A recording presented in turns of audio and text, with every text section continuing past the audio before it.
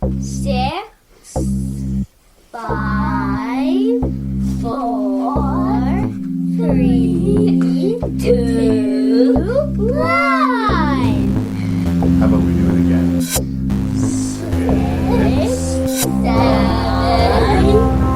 4, 3, 2, 1. I think I farted. Okay, let's try one more I time. definitely. Ready? Making review. Making review. Making review. Say 6, 6, 5. 5, 4, 3, 2, 1.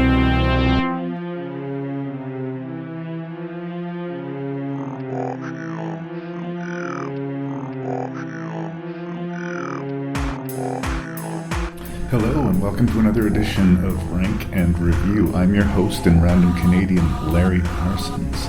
This episode, regular contributor Mr. Lee Beckmann is going to help me discuss 6 talking animal pictures. And why in the world is Rank and Review doing an episode about talking animals? Well, Beckmann, as much as I love the man, can be a little bit bossy. He can be a little bit demanding, and he recognized it and said, you know what, next episode you can pick whatever you want. And you know, I could have given him a real hard sit if I wanted to. But I thought, what's a list that no one will pick voluntarily? And what's a list that's a little different? The answer was talking animal pictures. And it was an episode that I could watch every single one of the movies with my children. But how will it rank? To find out, please keep listening. You should go into this podcast knowing there will be spoilers for the films discussed, as well as coarse language, most likely from me. You can send your feedback to ranknreview@gmail.com. That's ranknreview@gmail.com. The website is ranknreview.ca. And as always, thank you so much for listening to Rank and Review.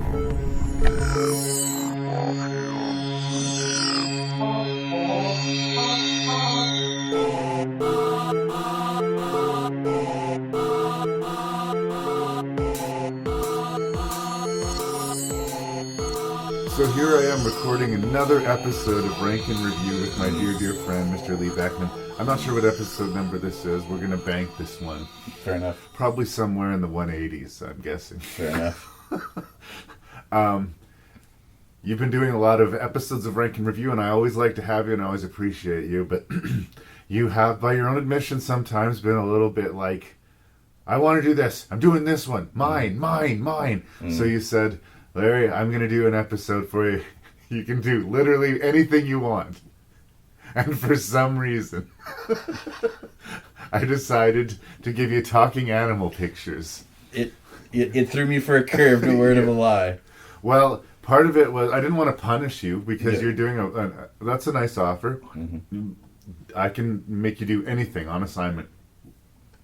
I could have made you do horror sequels or like, I don't know, bad movies like that would be no one would really volunteer to dive on that grenade. Mm. But this is both an episode that I don't think anyone would jump to volunteer to do, Mm. and is really the complete opposite of the typical kind of material that you and I talk about. Yep. And for that reason alone, I thought it would be an interesting exercise. The last episode you and I recorded, which through the timeline and continuity of you and I was only last night, Yep. was on the subject of A Nightmare on Elm Street. Yep. Today we have 6 movies about talking animals directed at children. Yep. Yep. It's a different episode of Rank and Review. So having been able to watch your Rank and Review movies for the first time ever with your daughter, Yep. I guess my opening question to you would be, are you still okay with that? Do you resent me putting this assignment to you? Do you wish that you hadn't said, Larry, you pick the next one? No, it was an interesting idea. I did feel guilty because yes, I was pushing and you were like, yeah, I can see the frustration boiling on your face. So when I said, you get to pick the next one, I fully was expecting a horror episode, but was pleasantly surprised by the choice, and it was awesome. It was awesome sitting down and spending time with my daughter watching these movies. Just seeing her, go through the gambit of emotions to like being totally in love, to being utterly terrified, like jumping, off the bed and around the corner, to always inquisitive. Always inquisitive. Oh no! Doesn't She stop. wants to know who is that? Is he the bad guy? Yeah. Who's he? Yeah. What are they doing? Tell me now. We don't Yeah. want to wait to watch the movie to find that out. We Yeah. need to know everything. My Yeah. boys were exactly the same way. Yeah. When they were that age. So. Yeah. Yes. But it's fun taking your child to the movies. Yeah. The podcast, I always say horror, fantasy, science fiction. Yeah. Most children's animated movies are, I guess, essentially fantasy films when you get down to it. Yep. They are 5 out of 6 of these movies are animated, and anything good or bad I'll say about it. For the most part, the animation is impressive, at least considering the time that they came out with, Yep. respective of all of their releases and whatnot. So, like, there's a visual spectacle to it, and this weirdness, and I think maybe it's because I watch so many movies with my kids, Mm-hmm. but a lot of times I don't get deeply emotionally affected by, like, horror movies, I've got this layer of separation. Sometimes I get sucker punched by kids' movies. I have feelings while I'm Yeah. watching a kids' movie with my boys. Yeah. And it's strange, because usually I feel like I have hard bark on me, and then all of a sudden, I'm kind of moved by this talking animal picture. Yep. And I'm not even talking Pixar or classic Disney, Something schmaltzy, something that was designed for the kids somehow sideswipes me. And I kind of am curious about what that is. Well, I think some stories are universal. Whether it's done in anime or live action, it just gets you in the feels because we're all human in some sort of way. I was a puddle of mess with Coco. Oh, yeah. That Disney movie, because it's a father-daughter story, essentially. Oh, no. Up has sent a lot of Yep. people Yep. into deep sadness. Yep. Yep. Wall-E's brilliant. I love Wall-E.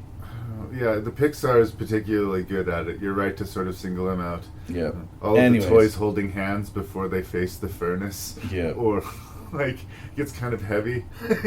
Yep.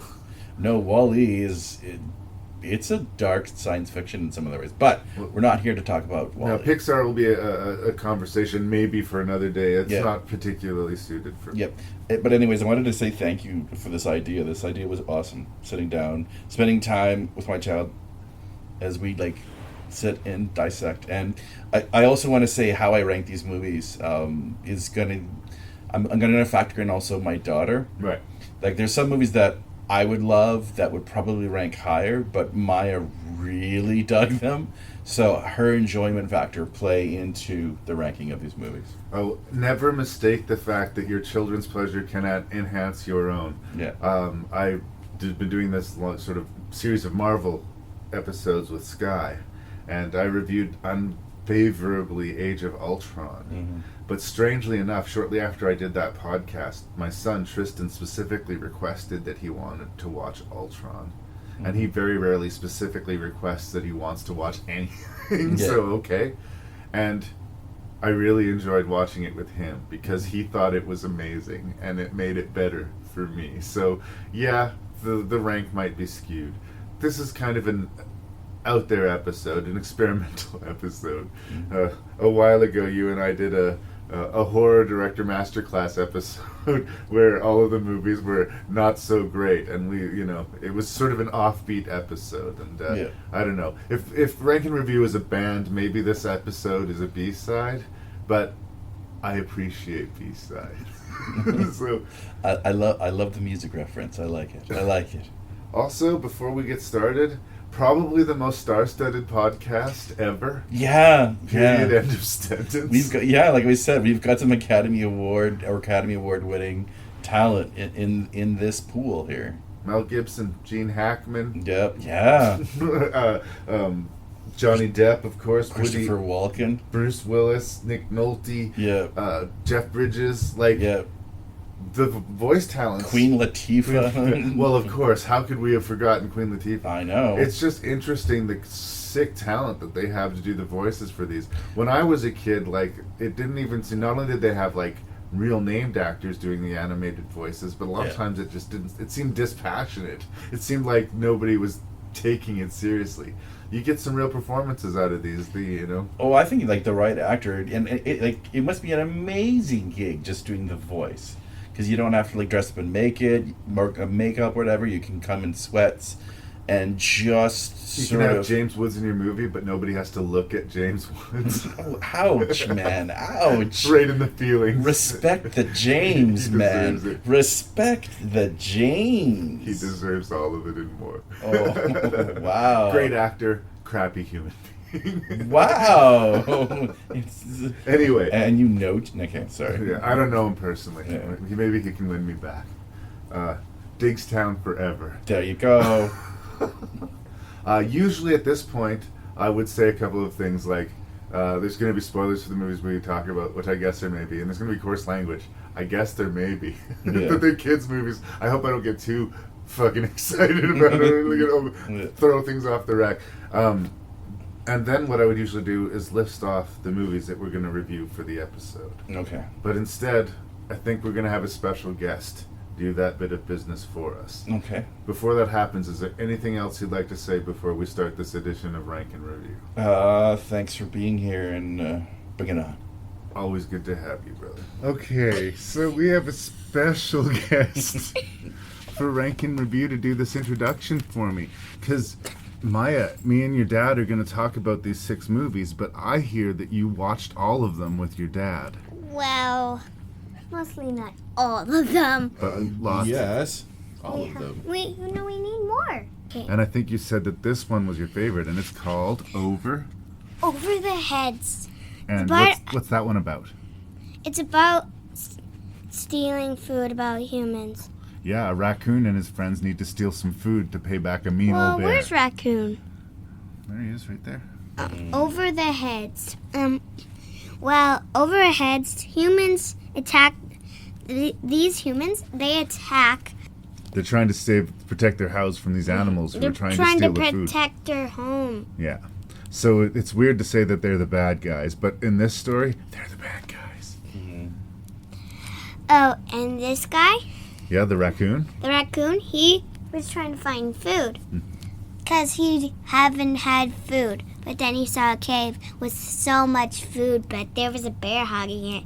And then the bear woke up till he stole the chips out of the hand.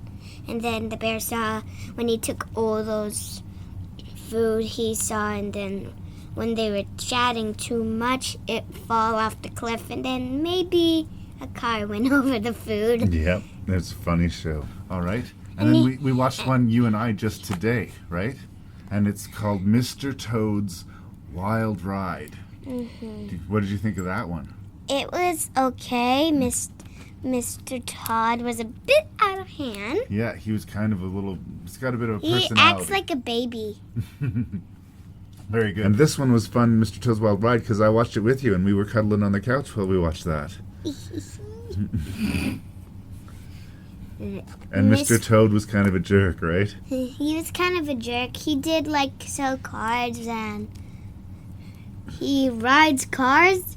Yeah. He's friendly, but not very smart. And here's another one that I know you like a lot. Do you know what this one's called? Chicken Run. Chicken Run.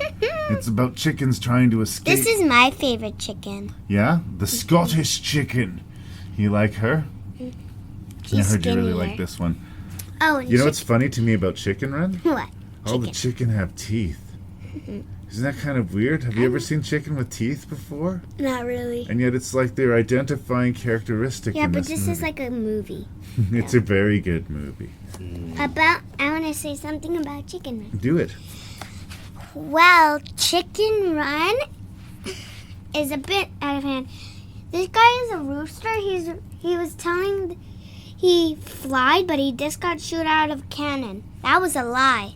He was fibbing, yeah. And we're going to talk about one about surfing penguins. Do you know what it's called? Surf's Up. Did you watch that one with your dad? Yeah, but I kind of went a little lights out. Yeah, you fell asleep maybe a little bit? Yeah. Well, that happens. Surf's Up. He liked, I don't think the character is on here on the page, but he liked a super dude that is super good at waves. She's a protector of him. That's right. And this is his buddy. I don't know if this is a bad guy, this guy. There's kind of a mean penguin in it too, and he's got a funny rooster who also likes to surf and says, "Yeah, dude." And we got this one about ants, and you know what it's called? Ants. Oh, perfect. You nailed it. Did you remember any thoughts about that one? Was this the one you said was maybe a little bit scary? Yeah, when the monsters were coming down the hill, that was a bit scary. But you're a very brave girl, aren't you? Well, now I think I can handle it because I'm a bit older now. Right. Well, ants is another one we're going to talk about. And Ants, he tells about stories about him, what happened, and then... Yeah, and there's a sort of theme about being what you want to be instead of what people tell you to be a little bit, right? Mm-hmm. Yeah. And here's the sixth of the 6 movies that your dad and I are going to talk about this week. They're all child-friendly movies, which is not the typical thing that Mr. Beckmann and Mr. Parsons talk about on Rank and Review, is it? What's this one called? Rango. What do you think of Rango? Well, Rango of the character, he lied about everything in the movie, but then he come back and said he's sorry about everything. And then he brought the water back. Yeah. And it goes from a dry place to a not very dry place. Mm-hmm. Yeah. He used to be in a wet cage, but then when the crash come of the car crash, he fell out, and then he was super, super dry. He wanted water. Yeah. I think this is an interesting one because you know what? I think all the animals in it, they look kind of thirsty. They look all dried up and scaly and kind of not nasty, right? And then when the Rango of Chief there, he was the first one, and I think when the tap came, I think that was a bit too much of the mud. Too much of the mud? Right. Rango has a family, but he used to, but now he doesn't. That's right. And then he sort of finds a new family. Mm-hmm. That's right. So those are the 6 movies. Is there anything that you want to say about any of these movies, or anything you want to say to the listeners of my podcast? Well, my dollies do. Your dollies do? What do your dollies want to say? I like being here. Oh, I like that you're here too, sweetheart. Thank you so much for doing the introduction for us. That's perfect. You've done an absolutely excellent job. High five. We love Maya. 7 years old. Sharp as a tack. Thank you so much for being on Rank and Review. Is there anything you want to say to the people of the internet? Thank you for having me. You're welcome, sweetheart. Fly. This summer. I don't want to be a pie. I don't like gravy. Rocky! I'm coming! From the Academy Award-winning creators of Wallace and Gromit. I'll be down before you can say mixed vegetables! Dare to dream There's a better place out there. and get ready to fly.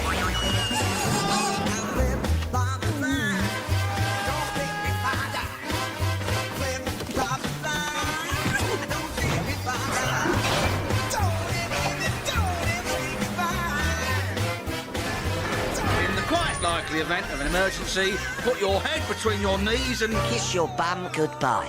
Chicken Run. I mustn't panic. We mustn't panic. Chicken Run, directed by Peter Lord and Nick Park. You. And this studio specializes in stop motion animation. And they consistently do beautiful work. Dope. Consistently high quality work. I will go to the mat for them every single time. Yep. Chicken Run is their success story. Yep. Like, they keep making movies, but for some reason they become beloved films eventually, but nobody lines up for them. It also had the poor timing of coming out in 1999. And, 1999 was an appallingly good year for cinema. And, this movie counts as one. Also, The Iron Giant came out. It's like, if you just made an okay movie in 1999, you were fucked. Like, you needed to make an amazing movie to win place or show. Yep. The stars aligned. I think Chicken Run, as far as like a kids movie, is an amazing movie because it was a huge hit. It absolutely entertaining for kids, absolutely entertaining for adults. Yep. And it's one of those things where they're making references to classic movies like The Great Escape, but you don't have to have seen The Great Escape to appreciate the movie. Yeah. It's funny for the kids because the chicken's trying to escape. Yeah. It's funny for the adults because that's kind of a dark reference to solitary confinement. Right? And yeah, it's very charming. It's very British. And in the center of it, we have one of, I have to say, my career favorite roles from Mr. Mel Gibson. All right. My love is large for Chicken Run. Yeah. That's where I start. It's kind of sad. No, whenever I think of Chicken Run now, I think about 10 years later, the studio had a fire, and it burnt down, and all the sets from that, from Chicken Run and the Were Rabbit movie, Oh no! Wallace and Gromit, all gone. So when I look at this movie now, just a little bit of pain of sadness just comes in because it took 3.5 years just to make this movie. Yeah. I think some people don't realize how difficult it is. Is where everything is clay you see in this. Everything is clay. And frame by frame, they take a picture, move one thing of whatever, clay figurine or whatever needs to be moved. They move it then, take the picture, like just the monotony of this. And how complicated something. So when you're watching the movie, it all washes over you. But when you're getting into the climactic sequences and you've got like 12 chickens operating this huge, plane to escape and like all of the chaos and the action sequence that's happening. And when you think about it, everything that you see is handmade, hand built, and moved a frame at a time. Now, I think they go 12 to 15 frames instead of the typical 24 frames per second for stop motion. I'm going to give them a pass. It's amazingly executed. And very charming and warm, too. And even the sort of adult jokes, like they're not dirty or they don't cater to just the adult mind. Like it's like you said, it's a very, very charming movie.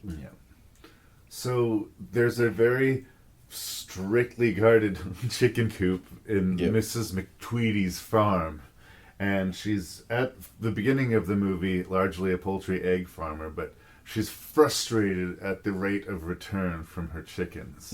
And she hatches a new plan that she's going to get Mr. Tweedy to put together this huge elaborate mincing machine to turn all of her chickens into pie. And instead of just being enslaved to lay eggs for a living their entire lives, now all of a sudden a clock has been put on the lives of the chickens in this farm.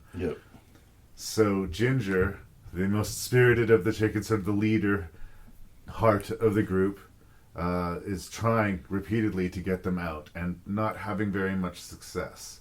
But hope is ignited in the visage of a cocky American rooster who comes literally flying into their lives. They see him soaring through the skies and think, if this guy can fly, he can teach us to fly. We can get out of here. He's got a broken wing. They got to fix him, and then he can solve their problem. That's basically the premise of the movie.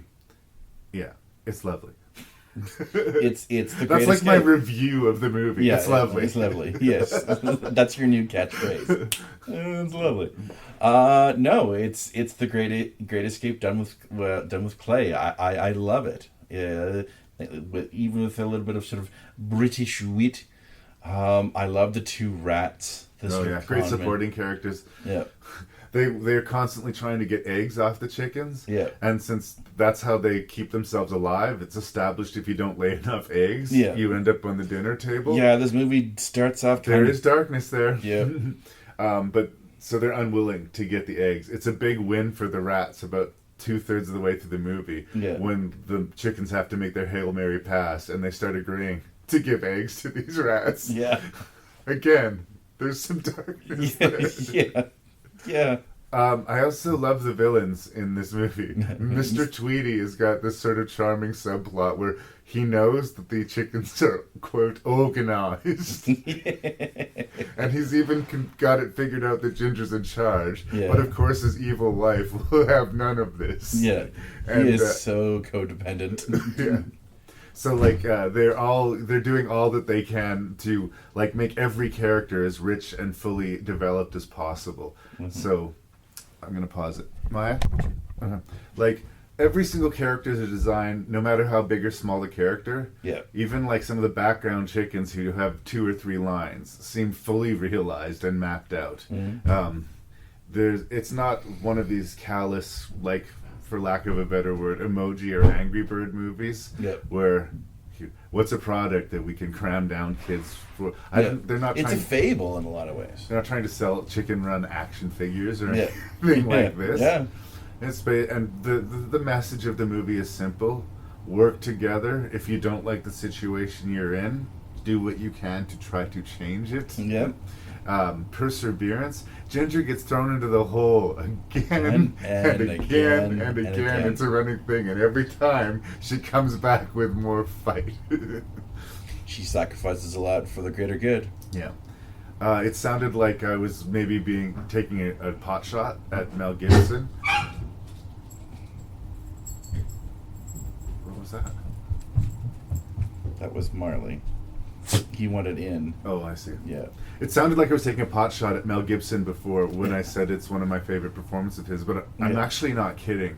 He's very charming in the movie, and like once he comes in, he sort of takes over the coop. And there's one other rooster in the coop, and he's this old military dude, another great character. Yeah. But all of the chickens are both they need him as a way to get out. Yeah. And they're in love with him because in chicken world he's Mel Gibson. Yeah.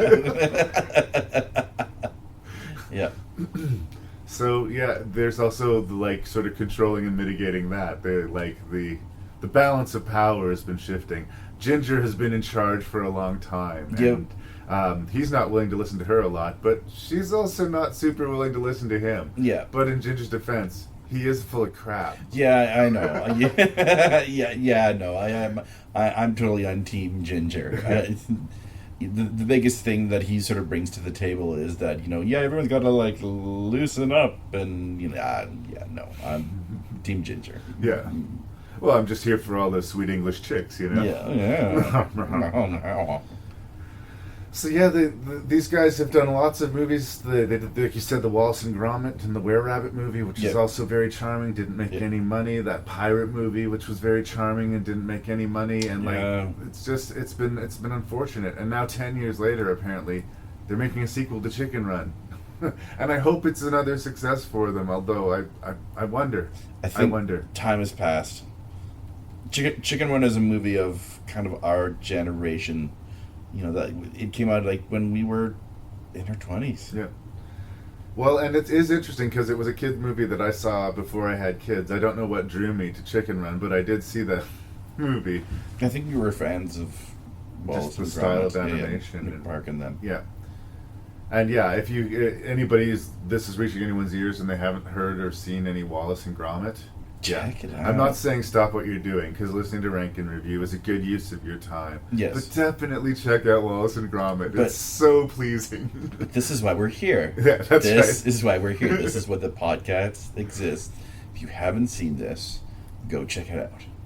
And not for nothing, but it would make an interesting double feature with The Great Escape. It's not beat for beat The Great Escape, No. but there's lots of like very specific winky sort of references to those sort of wartime escape movies, and again, that will fly well over the heads of the kids. But yeah, what we're saying is like Chicken Run is awesome. Yeah. To be perfectly honest, I think I've seen Chicken Run so many times that I don't know how many times I've seen it.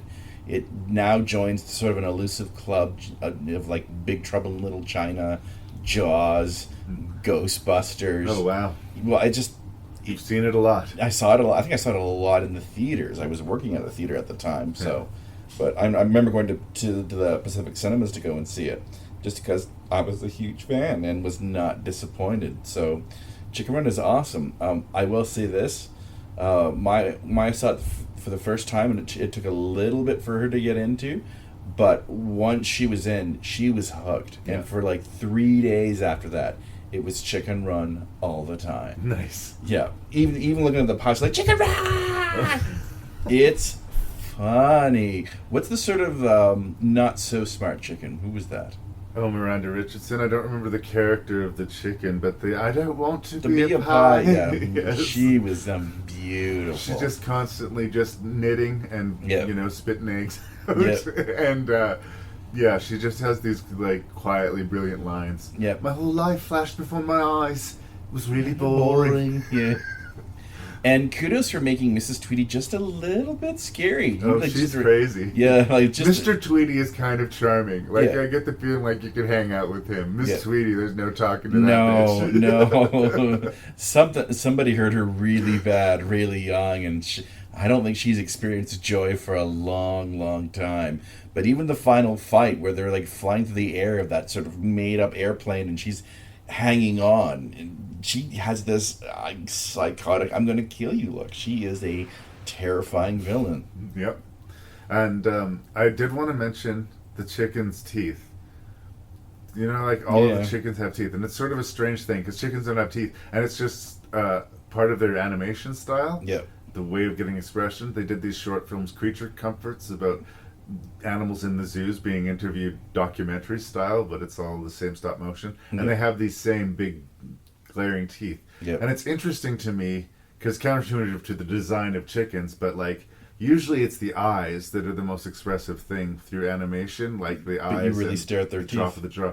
But there is something about the teeth for some reason that helps the expressiveness of these things, and it's almost like a trademark of this sort of I company. wonder if it has to do with like the pronunciation of words.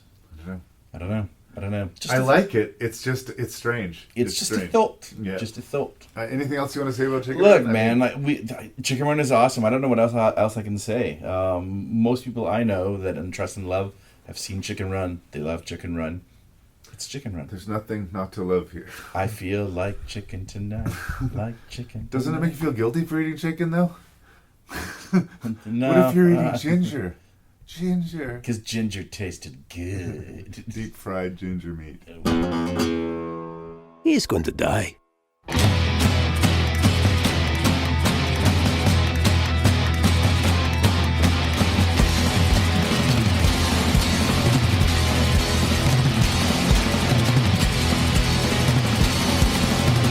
Ow! What was that for? You're a stranger. Strangers don't last long here.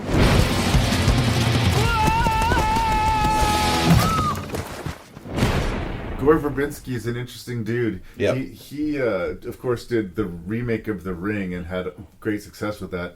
And then almost 10 years of his life got eaten up by the Pirates of the Caribbean movies, which, I mean, they are what they are, but I think his talent could be used in better places. Yep. He made an absolutely wonderful children's movie before this called Mouse Hunt. I am so on board with Mouse Hunt. Like, I can watch that movie by myself to cheer myself up. I don't need to, like, a kid around as an excuse to watch it. Yep. And much as I was, like, excited by the idea of Gore Verbinski returning to the horror genre when he made A Cure for Wellness, Yep. I was kind of excited with the idea of him returning to a children's film with Rango because, like I said, I really liked Mouse Hunt.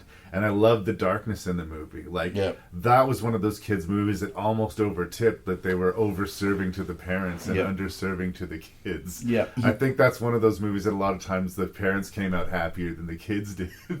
Yeah. But I think that might be the same case for Rango. I mean, talking to your daughter about it, she's really on board.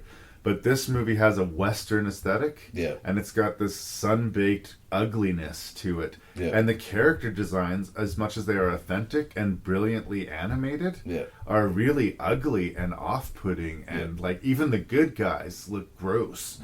And I like Gore Verbinski, you know, is not talking down to kids, absolutely. But No. I have to say, as I was watching it this time for the podcast, and this is not necessarily a complaint overall, because I do enjoy the movie, watching it a lot. Yeah. Is this a kids' movie? Yes. And no. It's like maybe in just enough of a kids movie. Yeah. So what are you saying makes it not a kids movie then? Well, first off, the Western aesthetic is super dark, Yeah. and this, corrupt government or political system that controls the water and, is keeping everybody in abject misery and pretending that everybody should be ingratiated to them. These are adult themes. This is Chinatown, right? Yep. This is a Western Chinatown. That's right. There are a lot of homages. No kids are going to get that. And Or the even Apocalypse if they Now didn't, homage. Yeah. That's right. No kids are going to get that. And even if they did, why would you make an Apocalypse Now reference in a kids movie, right? Yeah. The idea is that you sneak them in. And this movie's not sneaking them in at all. No. I dig that, but would the kids dig that? I guess what I'm saying is, I like Rango, but I don't know that everyone's kids would. This is almost like either a stoner movie or like a movie for people who just appreciate amazing animation. Yeah. Because that's what I can really, really, really sing the praises of. Yeah. I love the design of the movie. I love the look of the movie. Yeah. But I almost feel like they might have been better served, although nobody would have bankrolled them, to just embrace it and just say, maybe this is an animated movie for an adult audience. I mean, they're making Hunter S. Thompson references, overt Hunter S. Thompson references. Again, no kid. That's not for the kids. Yeah. You got Johnny Depp, and you get the feeling that he wants to make this thing as edgy as possible. So maybe lean into that. Yeah. Right. And it's still the darkness. A lot of the other movies we'll talk about will have darkness, but Johnny Depp has a long conversation with essentially roadkill. Yep. Yep. And the movie just has a craziness, almost a madness to it, that I think is more appreciated by older audiences. That's where I start. The pirate films actually kind of skirted that line a little bit once in a while. Mm-hmm. Not as good as Rango, with the exception of maybe the first one, but I kind of even remembered how the second one started with a massive hanging. Yeah. And even for a kid, I thought, this is dark for a family-oriented action epic. So, but I feel like Pirates of the Caribbean franchise is one of those blockbusters that's aimed as a widest web of an audience as possible. It's one of those everybody movies. Yeah.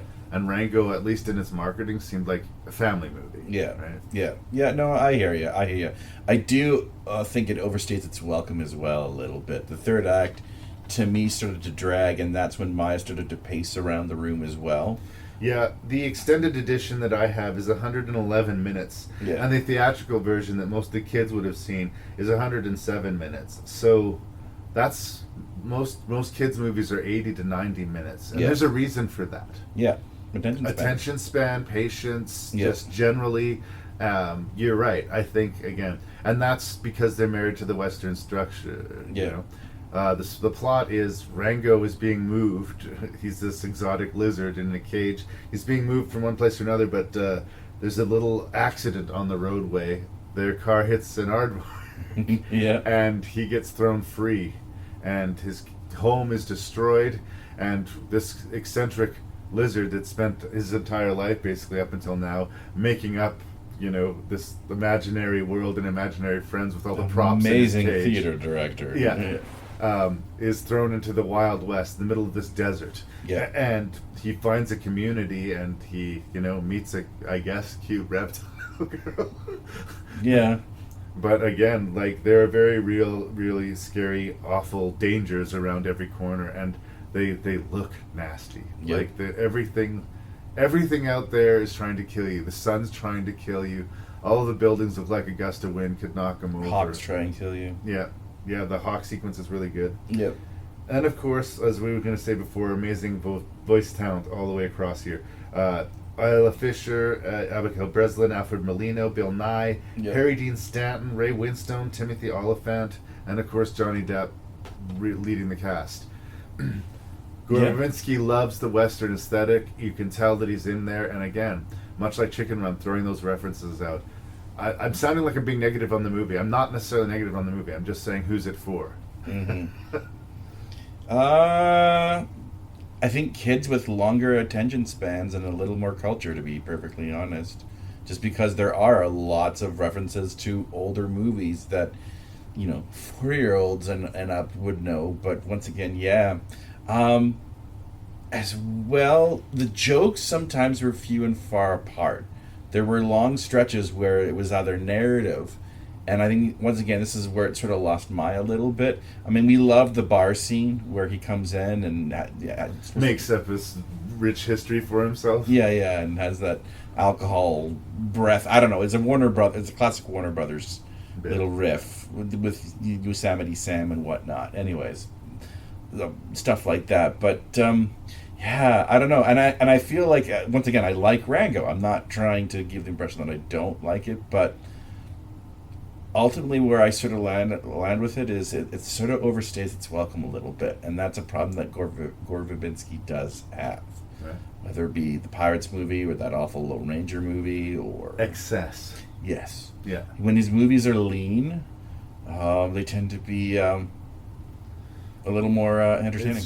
He wants to give you everything, and that's sort of, you're right, both the good and the bad. The Cure for Wellness, I think... It's 2.5 hours long. Like, you probably could have taken a half an hour out of that. I still really like the movie. Love it. But, like, yeah, but he wants it to be... And I respect that. It's very much a Gore Verbinski joint in that matter. And it's interesting, the same guy who made The Ring and who made The Cure for Wellness can do something as out there as Rango. I love his sort of cartoonish comic book sensibilities, though. Like, with the exception of his horror movies, they all have this sort of Looney Tune-ish... over the top logic to them, whether it be even like the Mexican, which is not as good. It's a sort of I forgot about that movie. Ridiculous sort of romance action fable.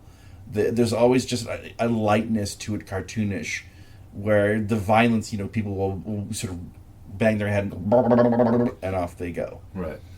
But that's Verbinski for me. And you were talking about the comedy. I think one of the issues, you're right, the comedy doesn't come organically out of the situation because there's nothing funny about it. These animals are dying in the summer heat, and there's people exploiting them and trying to control the water and blah, blah, blah. So it's just the Rango character who's allowed to be light because he's new to this environment. He's the, quote, lizard out of water. Yeah. So both his observations and just his weird quirkiness of character. It's also a good use of Johnny Depp. One of my complaints about Johnny Depp in I guess maybe the last 10 or so, maybe some more years of his career, is that increasingly he starts overusing quirk. Yeah. Instead of getting inside the mind of the character and really disappearing into the character, which he can sometimes do, he'll I'll add this affectation, or I want him to wear this ridiculous outfit, or he's cockeyed, and he gets distracted by some sort of little affectation, and that becomes sort of his into the character. So it becomes this weird, kitschy Johnny Depp performance. Well, you can definitely tell it's Johnny Depp voicing this little lizard, but it lets him absolutely go full bore with all of these little ticks and hums that he loves to include, and they belong here. Yep. The ticks and hums are welcomed here because Rango is the one guy who's making this dreary thing kind of fun for us. Yep. When Johnny Depp shows up, he shows up, and it's awesome to see. Even if the rest of the movie's not that great. Yeah, well, people were hard on Black Mass. But Black Mass was a so-so movie, but Johnny Depp was fucking good. That's probably the last time I was like, welcome back, Johnny. Right. I agree with you that he, especially when he's working with Tim Burton of late, he does fall into that. Let's see how oddly strange I can go and not get reined back. Yeah. So, no, Johnny. And you don't have to rein him in when you're a cartoon character. Yeah. And you can have the animators sort of accent those ticks and hums. Yeah. So that is a good thing. I thought it was also an interesting thing that they worked in some of the actual affects of the creatures. At one point when Rango dries up, he loses a layer of skin. It gets baked off. Yes. And then right away another layer gets baked off. Yeah. I think it's the Isla Fisher character has this defense mechanism that freezes her. It's almost like narcolepsy in some sort of way. Yeah. She'll just freeze solid all of a sudden. Yeah. Just hit pause, and everybody around her just has to wait for a few seconds for her to come back. Yeah. And she's super sensitive and hung up about it, like it's this flaw that she really doesn't like. And I don't know, I thought that was a nice, again, use of character and fitting in an affectation. I've never seen it before, so right? Yeah. Yeah. So it's, again, mostly positive things I'm saying here. Yeah. And the fact that it's not so much a kid's movie is fine. But, again, I think it might hurt your... I reviewed Where the Wild Things Are, which I think is a wonderful movie, but not a kid's movie. Yeah. Right? Yeah. And this is not quite to that level. Yeah. Like, I think a kid would much more get something out of Rango than they would out of Where the Wild Things Are. Yeah. But it's sort of that line. I think it might be more for the parents than for the kids. Yeah. Good enough? Good enough. Z was just another face in the crowd until the day she came into his life. Hi. Want to dance? Absolutely. What on earth are you doing? You know, why does everybody have to dance the same way? You know, that's completely boring. It's no fun. Princess Bala, the guards are coming! You're a princess. When can I see you again? Never. Bye. No, wait. Weaver, you gotta switch places with me. This is the only way I can see Princess Bala. Oh, boy. Princess Bala! Princess Bala! Hey, it's me! Right first. We received word that the termite enemy has mobilized. This guy's crazy. I am proud to send you into battle. I'm sorry, into battle? Now, destiny will make him a hero. One soldier did make it back. You're the guy from the bar. Worker danced with my fiancée. Arrest him. Hey, wait a minute. Let go of me. And it will take him on an adventure beyond his wildest dreams. So he kills himself 100 termites. Then bada bing, bada bip, bags himself the princess. I can't believe you tried to pass yourself off as a soldier. The trick is not to panic. ANTZ. This is one of the big DreamWorks tent poles when DreamWorks was sort of trying to be a real player and competitor both in all of the markets really simultaneously. There's a lot of things that are weird about ANTZ. Like, it was another one of these times where two studios were making essentially the same movie at the same time. They were battling it out. Yeah. So A Bug's Life and ANTZ were going to come out within a few months of each other, much like they did the two Meteorite movies that one summer, or the two Volcano movies that one summer. Disney and DreamWorks, bring it on. Yeah, so... I kind of feel like both parties both win and lose in that, like, they're always going to be tied together, like the good and the bad aspects of it. Mm-hmm. But it seems strange when that happens. It just like, why does there have to be two of the same movies being released by two different studios right now? Are there no other stories that need to be told? Mm-hmm. That's strange in of itself. But stranger still is whoever had the idea that, you know who would be a great person to center a movie for kids? Woody Allen, because that's the kind of thing that kids really appreciate, right? Woody Allen as an action hero. Dry, acerbic, stumbling, stuttery, neurotic, New York, nebbish humor. That's the thing that's going to really bring in the kids? Yeah. Question mark, ... Yep. Well, upon watching the movie, yes and no. I mean, I think it works a lot more than you'd think it would. And if you go into the movie like as most kids would, not giving a shit who Woody Allen is, then that's it's fine. He does just seem kind of nervous and a little bit more affected than a lot of the other ants, and he was born to be a digger, and he doesn't like the idea that he was born to be a digger. And I love the individualism theme throughout this movie. Very, very strong. And like, again, they must have thrown some money around. Yep. Gene Hackman at this point in his career, like, he doesn't have to do any movie. Yeah. And do you want to play a villain in a talking bug movie? No, I probably don't. Well, what if we give you a dump truck full of money? But like Christopher Walken, Sylvester Stallone. I know. In supporting who quite honestly kind of steals the movie for me. And I can't always say that of Sylvester Stallone.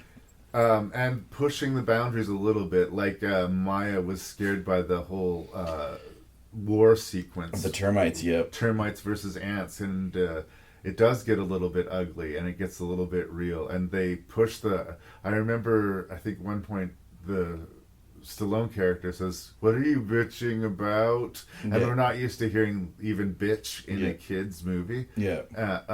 It's not a huge swear, but it's still, they were pushing things. Like, our main character has a conversation with Danny Glover's severed head. Yes. It's very Shakespearean, almost Raimi-ish in a lot of ways. And I will say this maybe as a complaint now. I think that some of the animation is starting to look dated. Okay. 20 years later. Sure. Which I guess we should expect. Mm-hmm. But Pixar had kicked down the door for animation midway through the 90s. It's like computer animations for feature films. Yeah. And this is when they were starting to find their stride. Yeah. Even bad computer animated movies were making stupid amounts of money, and the Shrek movies were making stupid amounts of money. And this is a very different movie than A Bug's Life, and it was trying to do different things, and for that I respect it. Yeah. I suspect that much like I was saying with Rango, the appeal in this movie might be as much or more for adults than it is for children. But it works more, which is funny. Yeah. The pace of this movie is quick, even for the story beats. So that was the one thing I was going to say. As much as I was sort of complaining that there was too many quote-unquote adult jokes in Rango, right, and that's what kind of weighs it down, it's the opposite for ANTZ. I love the fact that it can play in both worlds. The movie starts with our lead character has this identity crisis, for goodness sake. Yeah. Kids have no concept of that. But Maya was glued the entire time. And yes, that termite sequence freaked her out, man. Yeah, he, our main character, the Woody Allen character, sort of switches places with his buddy, Sylvester Stallone, who's a warrior. Yep. And so Stallone gets to be a digger for the day, and he loves digging. Yeah. And, Woody Allen gets to see what it's like on the other side. Yeah. Unfortunately, they pick a real bad day to do that, and he ends up in the thick of it. And, of course, it doesn't play out well. Almost the entire army is destroyed in this battle. And he finds out that the leader of their colony, Gene Hackman, is planning to break off from the colony and start his own. Mm. And this is not good for the bulk of everyone else. And it's going to be genocide. He has to sort of, first of all, get everyone to listen to him and believe him, and raise above his station to change things. No little normal ant gets to come from being a digger to running the show. That doesn't happen. Mm-hmm. Until now. No, you said it exactly. I'm trying to think. You haven't mentioned Jennifer Lopez at all yet. Right. Sort of a love interest for the Stallone character. Yeah. And I believe it's Sharon Stone. Yep, Sharon Stone is the queen. The queen who wants to see how the other half lives and is taught to dance by this. That is interesting, like the Woody Allen sort of nervous, ooh, please don't hurt my feelings. Oh, God, I'm so oof. I don't know, oof. That his big thing is dancing. The happy feet sort of plot of this is he doesn't strike me as a dancer. No, I'm just surprised they got Woody Allen. But I mean, it could have been anything. He could have been a musician, or he could have been a poet, or he could have been dancer seems like a weird choice. Yeah. And again, thank God it's an animated ant. Because if it was really Woody Allen trying to dance and charm Sharon Stone, I would be grossed the fuck out. I don't even mind saying it. I just don't like watching Woody Allen making out with women who are third his age. It just grosses me out every time. So what you're saying what we're doing next is... A Woody Allen fest? No, we've already been there. I'm just thinking more like a Woody Allen sex fest. But anyway. A Woody Allen sex film. How about it, Hollywood? Yeah. You wanna. Come on, Ronan Farrow. I do also really appreciate the climax of this movie. Like, we sort of get some stakes. The colony is being flooded. Yep. And all of the ants are building an ant pyramid to get to the top point. Christopher Walken, who's sort of the main military bug, one of the few insects of the colony that can fly, has a falling out with the commander. And it's fairly high level stakes and drama that you kind of get lost in a little bit, or at least I did. And again, I'd seen the movie before. It had been a really long time since I'd seen ANTZ when I watched it for this podcast, so it felt kind of fresh to me. Like watching it, it wasn't like I'd never seen it before, but I'd sort of forgotten how much thought was put into it. Ants I saw so many times just working at the movie theater. Right. That wonderful score will forever be in my head. Dun, dun, dun, dun, dun, dun, dun, dun, dun, dun. Anyways, I'm not going to sing this time. Too late. It was a hum, not a sing.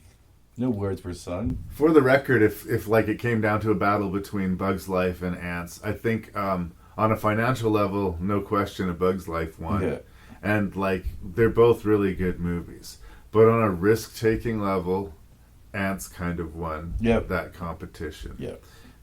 So well done for that. It is crazy how similar the movies are. In The Bug's Life, Dave Foley plays a nebbish, oh geez, I don't know you guys kind of ant who's forced to take a hero position for the colony and wants to get with the queen bee, as it were. It's remarkably similar, and yet they are different movies. Might be kind of a fun double feature, who's to say.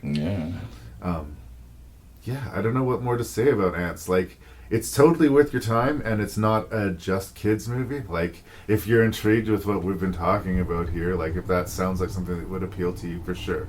It is late 90s computer animation, and that's what it looks like. But again, imagine if this was not an animated movie and it just had that cast. Like, you'd probably watch it just on the strength of that group of people. Yeah, unfortunately, this story of DreamWorks going forward gets increasingly sad as things go on, and they kind of hook their animation franchise onto the Shrek movies and their offshoots. And the Shrek movies are what they are, but I've always suspected that they are not going to age well at all. Like, there'll always be a generation of people who grew up with Shrek and loved it, but like the way we watch classic Disney movies like Cinderella and Snow White 60, 70, 80 years after they were made, those Matrix references and all those like super hip now aspect of the Shrek movies. I don't know. I think Ants is going to be an interesting curio when people look back at animated films and who did what and who tried what. This was kind of risky. Like I said, I would still love to have the conversation or know whose idea it was to like get Woody Allen to do an Ant movie. And as I said to you before, the only thing more absurd would be like Jerry Seinfeld doing a Bee movie. Pox on you. Is there anything else you want to say about man. Ants? I love it. I don't know what else I can say about Ants, but I love it. I love the cast. Kudos to Sylvester Stallone. I think he actually does steal the movie as this sort of very good-hearted, not even dumb-witted friend who goes along with Woody Allen's plan. He goes to the map for his buddy, and you gotta like that. And I also dug how much he enjoyed digging. Like he thought he was gonna be bored shitless, and then he ends up meeting a cute girl, and he like realizes this is awesome. I'm really good at digging. I like it a lot. Look out! It's true! This holiday, you are invited to a very special place where you'll see some very unusual faces. Hooray! Like Mr. Toad, Mole, Ratty, and Badger. And where the only thing that disturbs the peace Tea time! is the sound of the wind in the willows. Beautiful day. Then up pop the wicked weasels. Rat thinks life's one big picnic. Wait till we take over the riverbank. Whose dastardly deeds. He wanted to spend every last penny he's got, I know. So he has to give us Toad. I know. What? And terrible tricks have put Toad in a hole. I understand you'll need finance for another motor car. Oh, yes. There is crash yet another car. The full penalty of the law is hardly sufficient for the heinous evil crime perpetrated by the sniveling wretch. Has the prisoner anything to say? Incomplete. So I love Terry Jones. I love Monty Python, and I like all of the Pythons. I sort of kept up with them to check in, see what they've been up to throughout their lives. And I've always been fascinated with the fact that, like, Terry Jones wrote Labyrinth. It's one of these like overlooked facts of people that a member of Monty Python's Flying Circus wrote Labyrinth.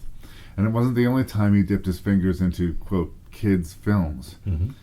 This is a Disney-produced live-action telling of one of the best known of the Wind in the Willows stories, the Mr. Toad's Wild Ride. Mm-hmm.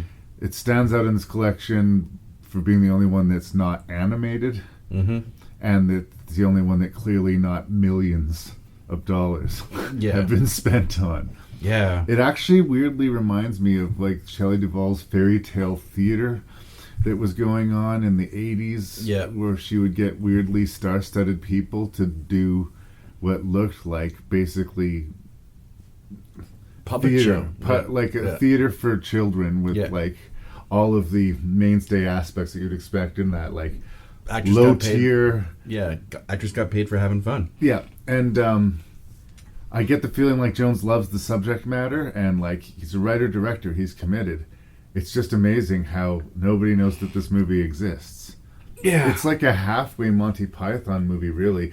Eric Idle plays a major role, and of course Terry Jones wrote, directed, and starred, but we also see John Cleese and Michael Palin in smaller supporting roles, so it's like, but it is very much a kid's movie. Yeah. It has a warmth and a charm in it, and I feel like I've been on a sort of repeat with this podcast. British charm, I would say. I do think as I watched it, I appreciate it so much as just somebody who loves Terry Jones, who loves Monty Python, and who appreciates what they're doing from sort of a children's theater perspective. I think that a lot of kids would find it kind of a hard sit today, which is, it hurts me to say. It hurts my heart to say it because it's just so warm and well-intended, and like, I do enjoy it. But again, like I've said for the last couple of reviews, I think that the average 40-year-old will get more out of it and enjoy more of it than your average, 8-year-old. That's unfortunate for the movie. It doesn't necessarily mean to be a slight against it. But, yeah, it's not as impressively mounted as a lot of Terry Jones productions have been in the past. It does sort of show its theater roots, but it doesn't need to be. It's kind of good at being what it is, which is kind of fun and charming. So that's what I'm going to go with. It's fun and charming, but maybe more so for me than it would be for the average kid. Yeah. Yeah, it's what's the word I would be looking for? It's a very sorry, I'm drawing on a blank on the word, I guess I could say. Sort of a narrow audience kind of show. Right. For like diehard Monty Python fans, diehard Terry Jones fans. Even sort of, if you're a lover of old British theater actors, there's a lot of who's that show up in this movie. So you think, oh, that person and that person. It is utterly charming, but I am sort of surprised that it is low budget. I guess the train sequence probably cost some money. Yeah. But if you're going to get actors, some of the costume and makeup choices work. If they're going for that whole anamorph, what's the word? It's basically like you would see someone in a theatrical production of it. Yeah. For instance, Eric Idle plays Rat, and he has a tail that occasionally we see puppeted and doing things, but usually just sort of hangs there. Yeah. And he's got a little bit of pointy ears and a little bit of pointy teeth, and he's got these whiskers that kind of pop when he gets excited. But they're little accents. It's clearly just Eric Idle, right? Yeah. The most affected of the characters is Toad, is Terry Jones. He makes the pants so his stance seems wider than a person's should be, and he's much greener and more painted than a lot of the other characters. But for the most part, the animal affectations are accents like you would see when we did youth theater at Aiden Bowman. Like, it's the kind of costumes that we would have for one of those plays. Yeah. It's not going to fool anyone. It's not like the characters are Rat and Mole and Toad, and no one's going to be fooled that that's a rat, that that's a mole, that that's its own, and no one tries to be. They expect everybody to play along. And you would think, though, for a Disney production, that it was probably mixed with, I guess, some sort of BBC or whatever. Yeah. That they would give Maybe it they more, acquired it or something. Yeah, I don't know. That they'd give it more money for the costumes, though. That was the one thing that struck me. Unless it was an active choice by Jones and Idle. Was it Rat? Eric Idle played Rat. Yeah. Like, his costume choices were interesting. I only sort of noticed something when he tweaked and his whiskers sort of popped out. Otherwise, I thought it's just Eric Idle. Every now and then his tail would do weird twitchy stuff, but for the most part, it just he was. Steve Coogan somehow I believe could be a mole. They gave him teeth and everything. Young Steve Coogan too. Right. Holy cow! Even Nicole Williamson, Badger. Yeah, took me a while to guess that he was Badger. Yeah. And again, the movie is so warm and charmed. Basically, the story is Mole is in his cozy little hole in the ground, and all of a sudden it gets completely upended and torn up by these no-good weasels who are building a canning factory for dog food. And they've been slowly chipping away at Toad's fortune by convincing him to buy increasingly expensive automobiles, which he subsequently crashes. Yep. Toad seems like a good-natured enough fellow, but he's crazy. Is he a good-natured fellow? Because I found he is so selfish and irresponsible. Oh, absolutely. But when Mole shows up and he's homeless, he's like, "Well, you can live with me," and he's worried about it. He's absolutely responsible for the destruction of Mole's house, and he doesn't suffer over that. He doesn't seem to feel bad about it. Yeah. And the only time he is made to feel bad is when he is forced to put himself in a corner. Yeah. But when he gets jail, he immediately escapes with minimal repercussions. You know? He's the catalyst though for everything that goes wrong in the story.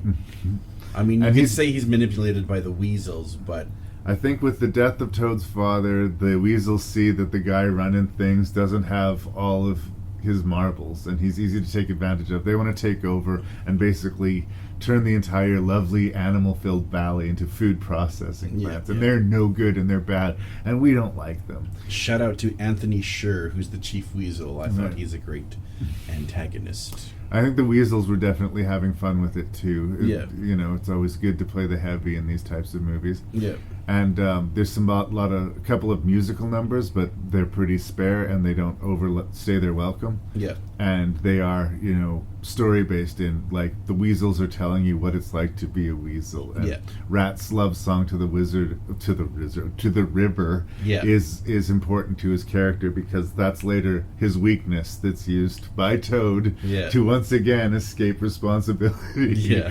It's one of those things where Toad is this exasperating Toad.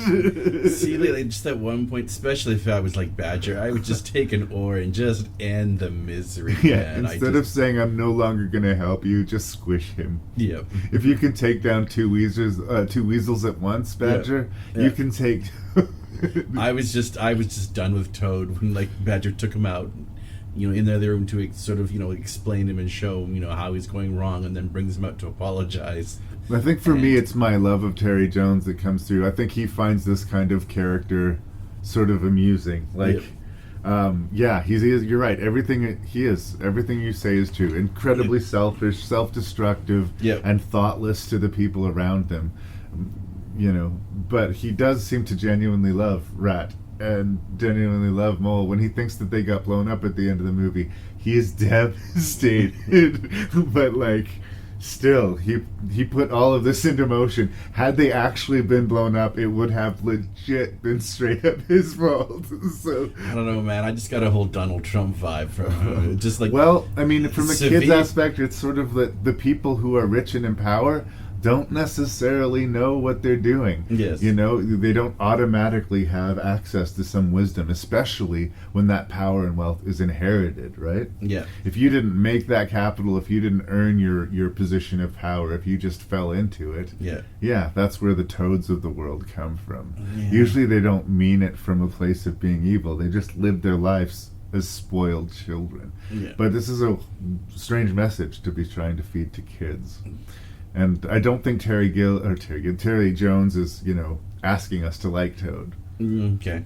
I think he finds him charming and funny, and I think we're supposed to laugh at and sometimes with Toad. Yeah. But, I just... Listen, Terry Jones, he was in his 70s. He cruelly ended up dying of Alzheimer's type disease. It was cancer, wasn't it? Oh, I believe it was something that was attacking his brains. He couldn't, for the longest time, do interviews anymore because he was having trouble. But it's one of those really cruel things when you know it's just one of these fantastically intelligent people. Yeah. And of course, the thing that gets him strips him of that first. Yeah. He also became a parent in, I think it was late 60s or something like this. Oh, wow. Oh, wow. He was living hard his entire life and always had many irons in the fire. Like multiple projects going on. And yeah, if he was in a project, it's like, yeah, he's starring in it, he's writing it, he's producing it, he co-wrote a few songs for this particular number. Yeah. I think of things like the Monty Python's Meaning of Life and the infamous scene with the waiter and Mr. Crusoe, and that's Terry Jones. Yeah. He's in this huge vomit-filled exploding fat suit. Yeah. And he's directing the movie. I have so much respect for Terry Jones. My heart is broken that we lost him recently. Yeah. The Monty Python continues to get smaller because, unfortunately, the mortality rate stubbornly stays at 100%. So yeah, we have not figured out how to cheat death. I think my love of Terry Jones might be mixed up with my affection for the movie. Like, it's fine, it's okay, it's pleasant, it's warm. Yeah. And like, I just think in this day and age with this really flashy, short attention span, big budget, glossy CGI movies, it just, sadly, there's no place for such a sweet, charming little relic as this anymore. And I'm sad for that because I do find it kind of sweet. But I can't imagine like kids of this generation really embracing it. No, my daughter fell asleep sadly. I mean, I think we were in trouble when she actually went out and turned off all the lights. Yeah. But yeah, no, their attention spans wouldn't grasp that, or even she said that she liked it, but she did sleep through a good portion of it. But yeah. I don't know. That's kind of where I end up on Mr. Toad's Wild Ride. No, I agree. It's charming. It's good to see. Python completists, absolutely. Yeah. And if you like sort of that dry British kind of sweet tone that things have, like it has that. It's like characters in the sun. It always freaks me out when they do that. It all comes back to like Teletubbies. Don't put that, a being in the sun. Anyways, so Michael Palin in the sun was a troubling image. It was. I was secretly inside. I was screaming. Yeah, I hope I didn't talk anyone out of it. No. Yeah. It's also weird, like, again, I hadn't heard of it. I didn't know that this movie existed. It seems strange that this exists and it kind of went by unrecognized. It's been so long since I've read Wind in the Willows. Is Toad, like, that obnoxious the entire I believe so. As I remember, it's a series of stories and they kind of jump around, like, who the main characters are in different times. Yeah. But then there's much with Toad and Frog having adventures together, I think. Yeah. But again, I was in the single-digit age category. Yeah, it's been a while for the Wind in the Willows. So. Did everyone get their land back? Yeah. Well, sweet. I mean, it resolves nicely. All the weasels get blown up. That's right. and the river valley is saved, and Toad gets his house back and his fortune back. Yeah. But of course, immediately buys an aeroplane, and it all starts over again. Yeah. Da da da da da da. That's one of the good / infuriating thing about Toad. Yeah. He learned no lesson. No. All of this dramatic stuff happened. He went to jail. His friends tried to break him out of jail. His friends almost died. The weasels. All of this death. All of this destruction. All of this chaos. Yeah. And he learned nothing. And that's, I think, strangely, the thing that Terry Jones finds so funny about Toad. Bruce Willis. That is an SUV. It's so big. How many humans fit in there? Usually, one. Gary Shandling. Hey there, little fella. Stop it. Up here. Liking that a lot. Done. Steve Carell. I am a crazy rabbit squirrel. Behind you. William Shatner. Playing possum is what we do. Rosebud. Can I poke him? No. And Wanda Sykes. Barn-hole! Skunk!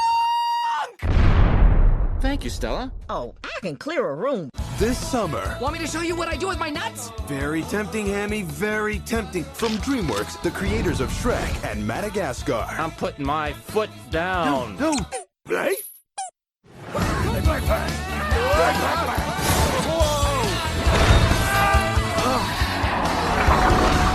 boy. Over the hedge.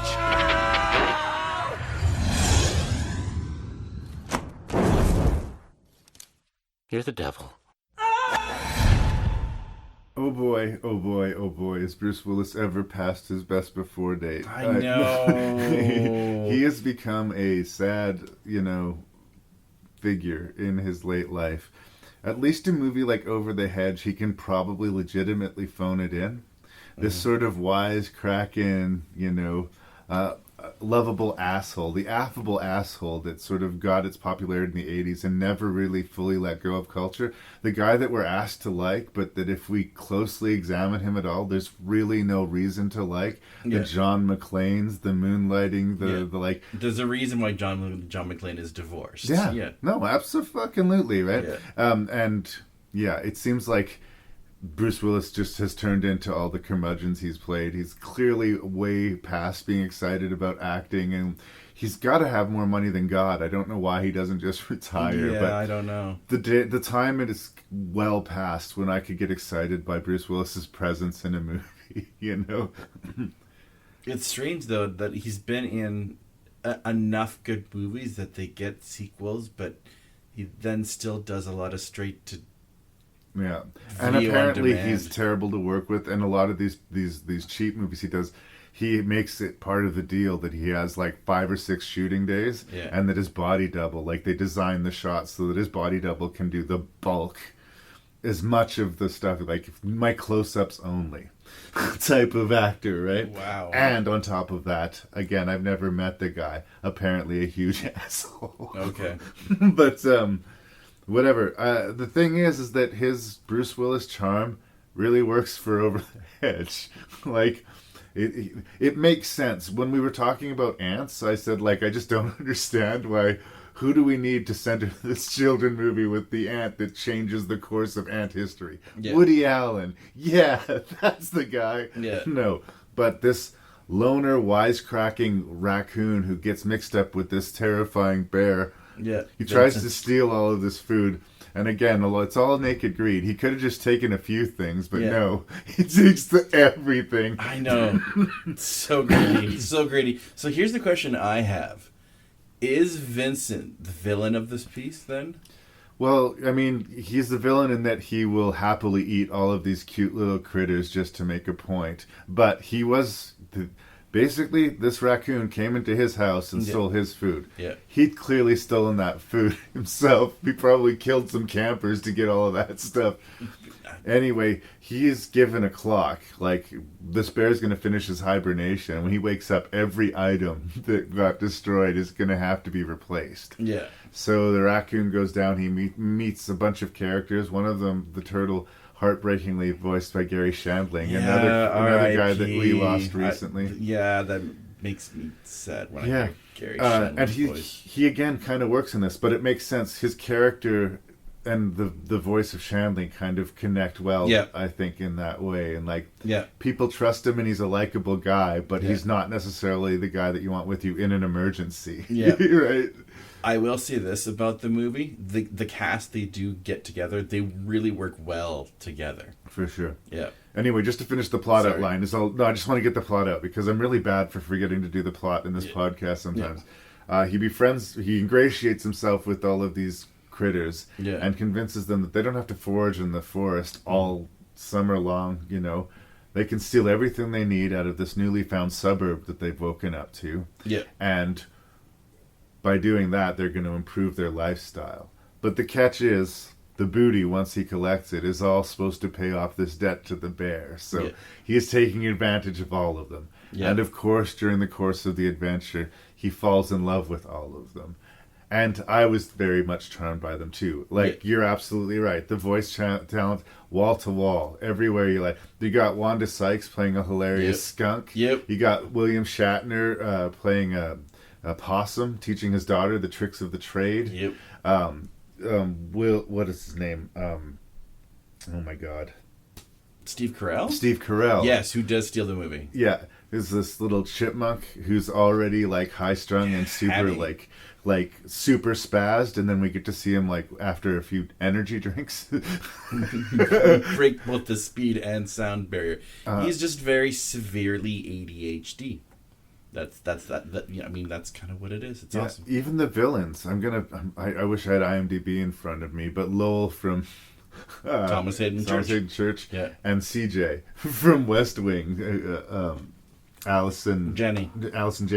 Again, they are sort of the villains, but I guess, like, again, Allison Janney's house is being repeatedly invaded by these creatures. This brings me back to who is the true villain of this place. It really is RJ. I feel bad for Vincent out of all of this, even with the chase in the climax. I don't know. I just felt that maybe it's because I just love Nick Nolte so much. Right. But well, and then he, again, like, they really matched the voice to the characters well. And as much as I started this whole thing out with, like, you know, dick kicking Bruce Willis, he does a really good job. Yeah, like this, he may have legitimately been able to phone it in from his house, and maybe that's why he was having some fun or something like this.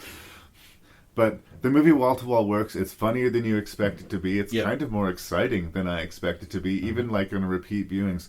This one, when we first got it, my son Tristan was really into it, so I saw it quite a few times. And then I hadn't seen it for many years, and I came back to it. And it wasn't like homework or anything to watch it, but I guess I wasn't expecting to enjoy myself as much as I did revisiting it. And I really had a blast with it. You're right in that he is the villain of the piece, but, you know, it kind of works that he gets accepted into the family. He admits his wrongs, he owns it, and he does everything he can to redeem himself. So, like, but, everything that he does for the first 2/3 of the movie is awful. Yep. I have a theory about, you know, a difference between a good kids movie and a classic kids movie. And where a classic kids movie deals with universal themes where, you know, everyone from all ages can connect to. Where something like Over the Hedge, it's good.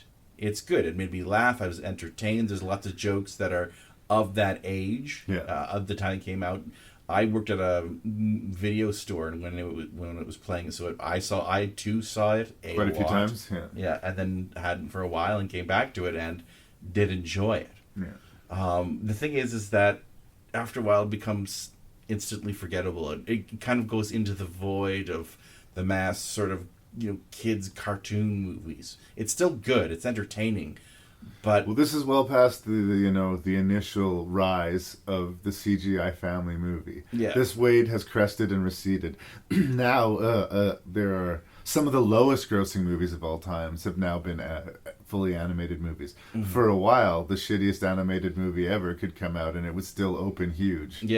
Because, you know, A, they're kids Shark's movie. Tale or whatever. A, they're kids movies, and B, you know, it was just a spectacle. Just the animation alone was enough to get people in the audience. There was, in university days, the early Pixar movies, there was, like, they would play them at Place Real, and people would show up, not with kids, just to be wowed and dazzled by the new level of animation that had been reached. So there is that appeal to it. But by this point, the wow factor is well gone. If this was one of the first CGI, if this came out in 1999 with that other crop of movie, it probably would have blown people's minds, right? But it wasn't 1999 anymore. But there's nothing wrong with it. It completely works, and it's very funny. And like I said, the excitement. There's a great chase sequence involving a propane tank and this neighborhood dog, who interestingly, unlike the other animals, doesn't straight up talk. He still barks, but in his bark you hear the word friend. Friend. Friend. It's sort of like the equivalent of the seagulls in Finding Nemo world. For some reason, seagulls don't really have personalities. They're still dumb their animals. want is their communication. Mine. It's almost this movie's version of that. But it's funny because the dog's chasing them and their life seems like they're in danger. But I love that the whole time he's saying, friend! Friend! Friend! And, of course, the crazy explosion over-the-top action stakes that happen. And they get blown way up into the air. It is an entertaining, funny thrill ride. There's nothing wrong with it. I was just trying to... Pardon me. sort of what makes a classic animated kids movie to what makes a good one, but it is, forgettable in a lot of ways. It goes into the void. Right. I'm trying to think of another one that could sort of classify that. Even Shark's Tale was amusing, but once again, instantly forgettable. Right. No. Well, Disney had a few big bombs, like Mars Needs Moms, and there's, I can't even remember, Delgo. There's like these weird, expensive animated movies that just flopped. Nobody saw. Yeah. Like, not even on video. They didn't show up at home or the theater. Even the Black Cauldron sort of suffered that fate way back in the day. Yeah, and there was this snail movie with Ryan Reynolds. And it did. Oh, Turbo. Yeah. And they when it came out, they commissioned a TV show and everything to accompany it. They were all in on Turbo. And my son really liked it. Twiston really liked it, but it underperformed significantly. It seems that Pixar manages to hit it out of the park every time, both financially and critically. But otherwise, the DreamWorks, anybody to the left and right, it's almost a crapshoot. I think that's why we're seeing more star-studded movies like this. Again, if this movie was on any subject and had this cast to it, I would be drawn to it just by the sheer level of talent. Yeah. Steve Carell, I wanted to go back to Steve Carell because you're right. He is absolutely He wins hilarious. the movie for me, to be perfectly honest. There's a scene where they give him an energy drink, and everything, once we go into his perspective, slows down, and he's just walking. Yeah. Like, he's faster than the laser beams of the security grid turning on. Yes. And he's just going at this casual pace, and it is hilarious. And, like, by itself, I remember my kids just killing themselves, and I was laughing with it. Yeah. But there's this lovely payoff at the end of the movie, because they deal with the bear, but the food is all destroyed, and they managed to mess up the neighbors so that she's probably carted off to the loony bin. Yeah. But the idea of making their living solely from stealing from suburbia has well been disproved as way too fucking dangerous. Yes. So what are they going to do? They have no food for the winter. And there's just this little detail that, while all that shit was going on during the climactic moments, Steve Carell was also foraging for food for the entire winter. Hammy clearly saves the day. And it's so they wrote themselves into a corner, and somebody in the writing room went, aha, and that guy should have got a little bonus, because I thought that was pure genius. Yep. Hands down, Hammy is the best character out of that whole movie. Yeah. You can watch it with your kids. This is definitely a kids movie. Yes. It's Yep. completely harmless, completely fun. Yep. I had a good time. As soon as there was the first wave, there was the first surfer. All you needed was like a piece of driftwood or a block of ice, and you were off. And they were hooked, man. They were hooked. Up till recent times, you had your old dudes, your Hang Six Cats. These old guys used to lay down with these huge, humongous boards. And these guys were the pioneers. But nobody saw what surfing could really be until Big Z did it. Can you tell us who Big Z was? Who is Big Z? You're asking the right guy. Z is everything. Big Z is surfing. There may well has not been an ocean before Z. They invented the ocean for him. And he lived so hard because he wasn't afraid to live. He wasn't afraid to die.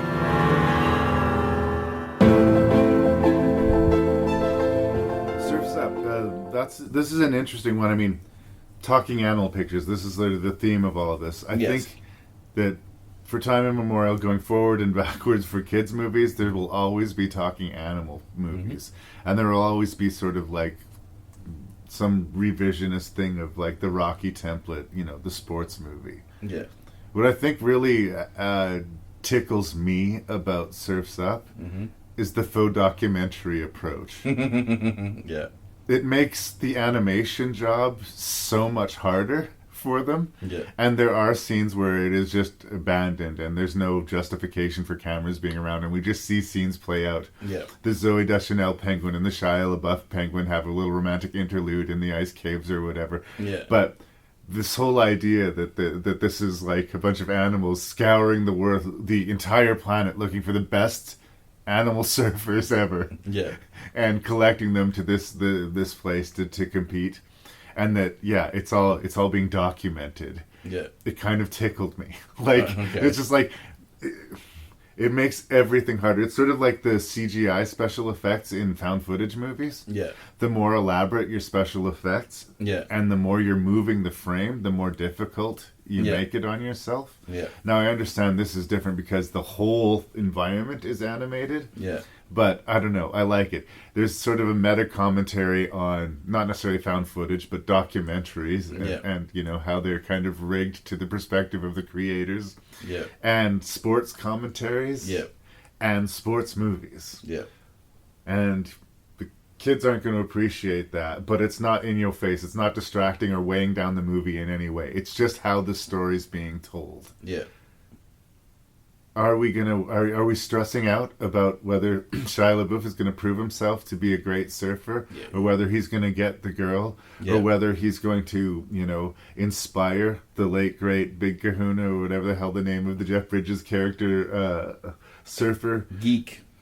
I think Geek's the rooster, isn't he? Anyway, there's nothing that's going to surprise you really in the movie, I don't think. Particularly, and it's a fun sort of introduction to this sort of type of movie. I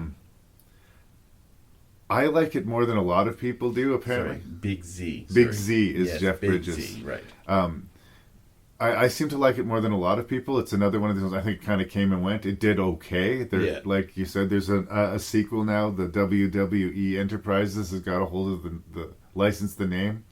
But the new version has a bunch of wrestling in it, and it's, I think, a completely different creative team. So I really like it. It overperformed for me. And once again, it's star-studded. There's James Woods playing like the crooked sort of promoter of the thing. And what's his face? Napoleon Dynamite. John Hader playing this rooster.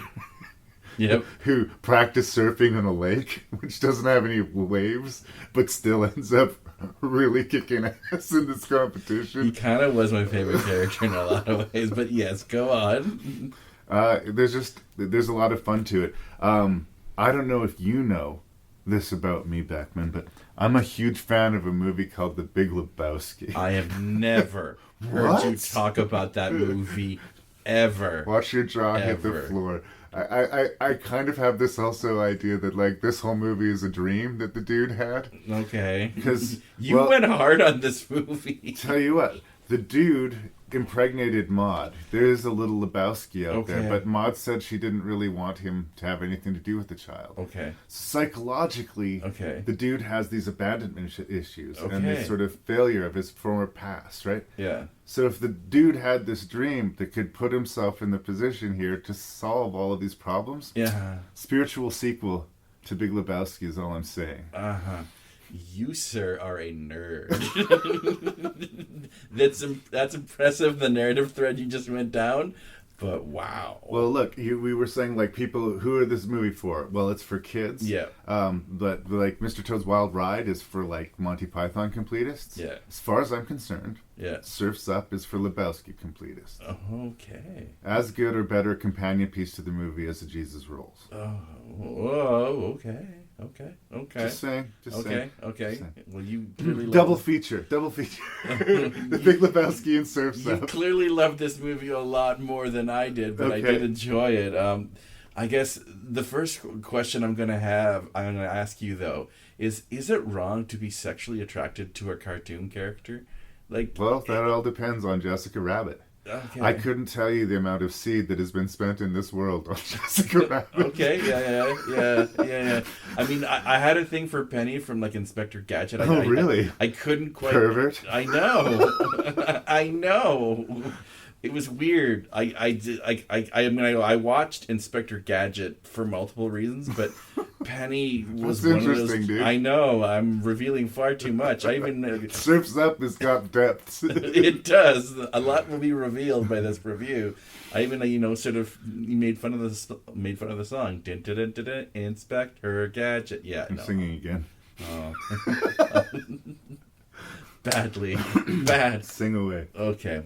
But yeah, every time, and it's because I also find Zooey Deschanel awesome. Right. Like, I know she's a character actor, but I've always been impressed both with her performance, but she's also very easy on the eyes. She is easy on the eyes. She is like the poster child for that whole manic pixie dream girl thing. Yes. And that kind of is a mixed blessing, and that's probably an unfair burden to put upon her, but she does tend to play that character. Yeah, no, she's when I say character actor, I do mean character actor. Yeah. She's not going to stretch herself all that much. Yeah. No, I mean, and she does the job. I actually really like Shia LaBeouf fine in this movie. Yeah, Again, he's fine, he may be benefited from not actually seeing his face. Ooh, I do like the family history that he does in that sort of documentary form with all the different families. Yeah, no, that made me laugh. I felt a little bit of meta commentary for Happy Feet. I can't remember where Happy Feet came up before or after this, but from the director of Mad Max, by the way. Happy Feet. I know. Oh yeah, George Miller. But I felt like it was a commentary on Happy Feet, how much it sucked to be a penguin in that like ice landscape, like what a terrible life that they had, and it was going unacknowledged. Yeah. And like it, I don't know if it's true or not, but like Happy Feet sort of puts a really pretty face on it, and this movie is like, it makes me laugh almost every time I see the movie when he's like, yeah, this is where I live. It sucks. And yeah, the freeze frame shot of the last time he saw his dad with this orca's maw coming out of the water. That made me laugh hard. Like, wow, you live in a terrible place. Yeah. See, that was his brother is awful. Everything that he has to deal with is awful. His brother is brilliant. He's just an insecure mess. So and then we cheer for Cody, and like he's a bit of a blowhard, and like the way he talks differently when he's talking to the camera, and then when the camera's not around, how he's a different person. Yeah. There's some, I guess, writing there, for lack of a better word. Yeah. It's a very colorful movie. Yeah. There's a big, mean, bully penguin surfer that you're enjoying, waiting to see they get their comeuppance, and they do. And again, like I said at the introduction, how you get weird feels. Dietrich Bader plays Tank. That's right. Dietrich Bader. He's like dumb as a rock, but like way too athletic to be really. You can't outfight him, but you can very, very easily outthink him. Yes. Yeah. So it's a lot of fun. And I was saying at the introduction how sometimes these movies kind of sneak under the wire and like hit me kind of emotionally. Yeah. Like, and sports movies are like that way too, you know? I can sit stone-faced watching some like World War II brutal drama, but Hoosiers will fucking... It's so weird. Hits you in the feels. Yeah, a little bit. For some reason, maybe I was like having a bad day, like the anxiety or stress was getting to me. Yeah. I got some feels out of Surf's Up when I rewatched it for the podcast. All right. Yay, Big Z coming back out, and yay, it's sort of the Rocky ending. Cody doesn't win, but he wins, you know? And I don't know. I liked it. I think I honestly liked Surf's Up more than my boys did. Like, they enjoyed it. They watched over, and I was like, that was really funny. I like that. That was a good time. Thank you, Surf's Up. I had no expectations for this movie. It's one of those shows that, like, we went to Rainbow, I think, one summer afternoon because we just needed to get out of the house and do something. It wasn't like, ooh, let's go see Surf's Up. It was one of those what's playing this week. And it overperformed. And it continues to overperform for me. So I will say this, and I'm kind of happy that Jeff Bridges hasn't gone back to that whole, dude character. He doesn't overplay his hand that He doesn't way. overplay his hand. I mean, he is the dude, essentially, in this story.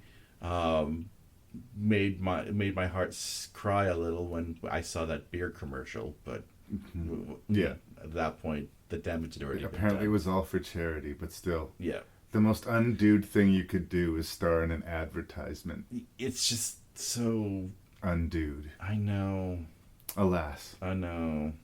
But it's a better use of character in Surf's Up than it is in an advertisement. I will say this about Surf's Up. Maya also fell asleep in this movie. It didn't grab her. It made me chuckle in spots, but I'm struggling to remember a lot of the movie. I mean, like I said, I do like the documentary style stuff that they do in the film. Zooey Deschanel. No, I did two things. Never mind. I won't finish that sentence. You're into that penguin, are you? Yeah. I don't know. It's the little things that do it for me, like the rooster sticking his head in the blowhole of the whale, just to get like the rush of the water. Yeah. That was awesome. You know? I don't know. It's charming, and there's something to be said for a movie that just catches you off guard. Yeah. Like, I was not expecting to be wowed. I mean, wowed's oversaying it, but I wasn't expecting to be impressed. No. And there are movies that are like that. Yeah. That you had no expectation whatsoever, and you go, wow. Yeah. No, I get it. You don't have to. I might be overselling Surf's Up, but if it sounds like something you'd like, give it a shot. Why not?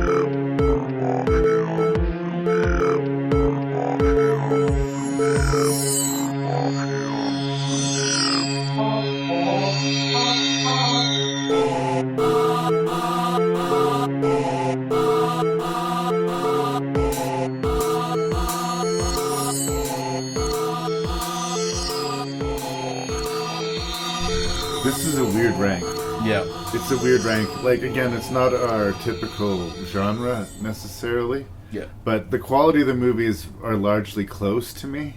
Yeah. So, just from our conversations, I don't think we're going to match it all. But, like, generally speaking, these are all charming movies. Definitely, if you have kids, check them out. Yeah. If you appreciate cool animation, check them out. Really, on a different day, my list might change. Like, this is what my list is today. No, I'm committing to 1 and 6, but especially the middle. Yeah.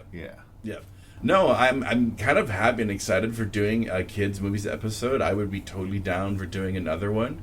I mean, I would be curious to see. I would be curious to see our top 10 of best kids movies and see what would be on there. But well, I mean, like you say, kids movies and fantasy kind of hold hands for me in large ways. I don't want to get bogged down. There's so fucking many of them. Oh, I know. I think when it comes to doing kids movies, I'm going to be a little bit more precise on the movies that I select. Yeah. Usually it'll be like bigger tentpole releases or things like Miyazaki or like, I think at some point I might do a Pixar themed episode because they've been Pixar. They've been Pixaring the shit out of things for a while. But I think this was a very charming sort of selection of talking animal pictures. We never really answered the question of what the appeal of talking animals is, but I do think it is just something that is always going to be there. Kids are fascinated by nature. They're fascinated by, sentient beings. So. And there's a filter. It's putting a filter on the story. Like, it's traumatic that Mole loses his house in Mr. Toad, but it'd be much more traumatic if it was a person and their house fell down around. Right. Hey, it's not Watership Down. It's not Watership Down. Nothing is Watership Down. Watership Down has been the death of way too many childhoods. Anyway, I'm curious, what was your least favorite of these 6 talking animal pictures and why? So, how I'm ranking them, and I know this is one of the reasons why we're not going to match, is that I factored in Maya's enjoyment of the movies. Right. Movies that really spoke to her. And that might have been just also to do with the experience of it, sitting down, with Dad, whatever, that might have heightened it. Who knows? I don't know.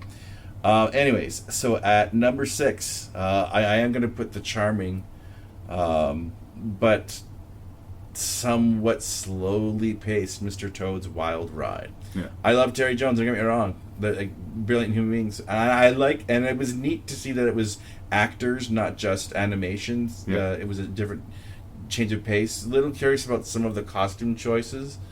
I enjoyed the film itself, but Maya never really seemed to grab it, and then just kind of, fell asleep. Yeah. But so, no, at number 6, I have Mr. Toad's Wild Ride. Number 5, I understand your love of Surf's Up. I get it. You just don't share it. yeah. There's nothing overly wrong. It did made me chuckle at a couple points. Maya maybe lasted 20 minutes, and once again, then.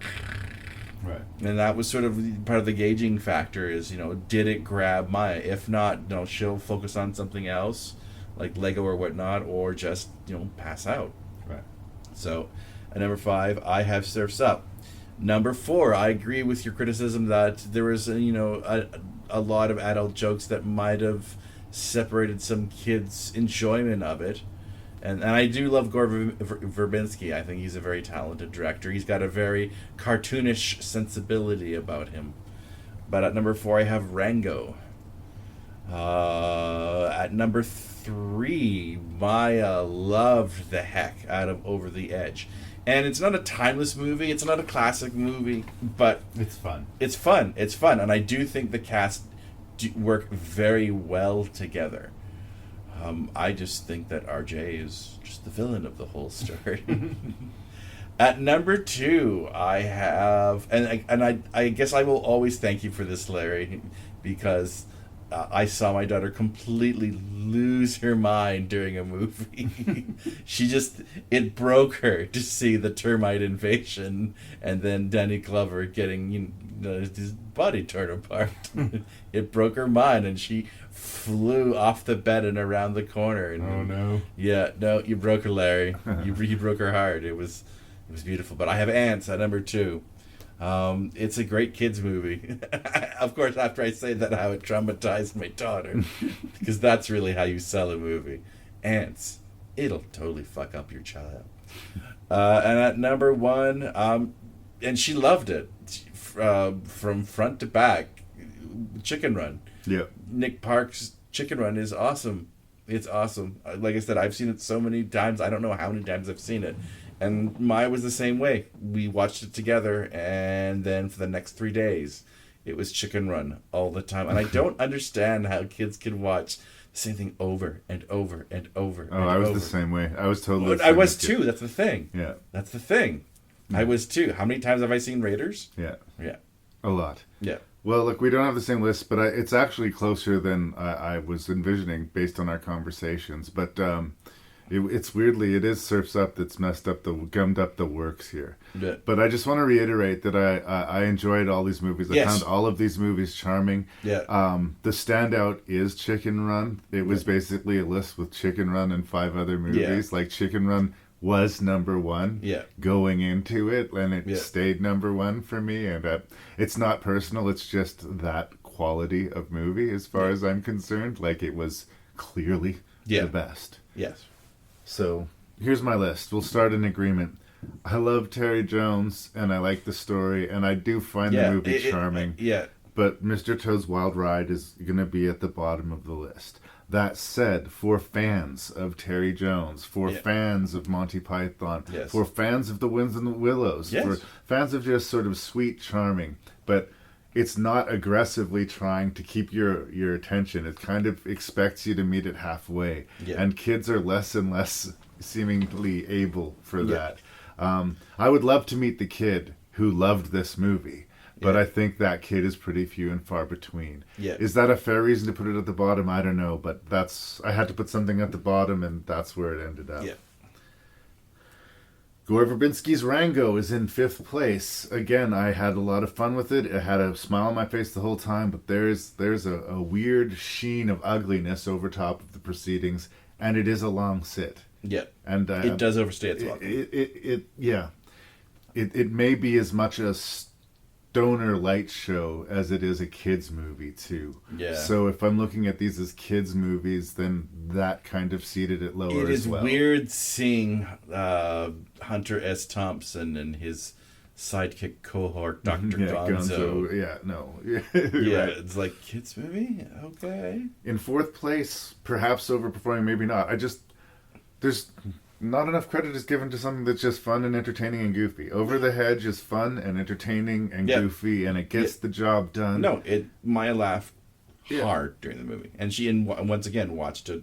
Yeah, and really these two next to each other, like Over the Hedge is 4 and Surf's Up is 3. Yeah, those two are really close to me.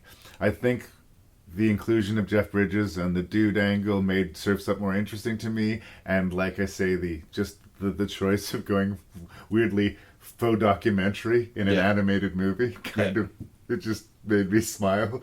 Just like, and I actually like Shia LaBeouf in this. I don't always like Shia LaBeouf. I thought I liked Cody. He was charming. ANTZ is in second place. This is maybe the most risk-taking of them all. RANGO, I don't know if I would say it was risk-taking. I think Gore Verbinski was just consciously pushing the line of what a kid's movie is, which is exactly what he was doing with Mouse Hunt. It's completely in keeping with what I expected to see from him. But that's why RANGO's in fifth place. ANTZ, I do think that kids can still get a lot out of. Yes, it has its scary moments, its darkness, and its sort of adult faux edges. Nothing too sharp, but it just sort of acknowledges some consequences in this world. Maya could easily follow the story. Yeah. And again, it's just fucking weird that there's a kids movie starring Woody Allen as an ant. Like, that's just as a curio in of itself. Yeah. And another 1999 movie, which was another just a crazy year for movies. But as I began, Chicken Run, all day long. Chicken Run, 100%. Chicken Run. I've seen it many times. I will see it many times again. If I'm lucky enough to bounce grandkids on my knees, someday I will show Chicken Run to my grandkids. Yeah. So, big fan of Chicken Run, and I always want these guys to get another one to hit out of the park. I've literally liked every movie that I think the case can be made that this still remains their best movie. Yeah. But all of their work is good, and it's such hard, painstaking work, and so much hard love to do, and so much craft is put into them. And I wish all of their movies had the same success that this one did, to some degree. And if you haven't watched Wallace and Gromit, good God, watch Wallace and Gromit. And Creature Comforts is sort of heartbreaking and funny at the same time. And again, interestingly, that one's a faux documentary animation too, now that I think about it. They're animals being interviewed by a camera crew in a zoo, but it's all claymation. Oh, wow. Yeah. Please watch all of these movies. Like I said, if you have kids, these are pretty safe bets, with the exception of Mr. Toad's Wild Ride. And they're all fun, colorful, talking animal pictures. Yep. Star-studded talking animal pictures.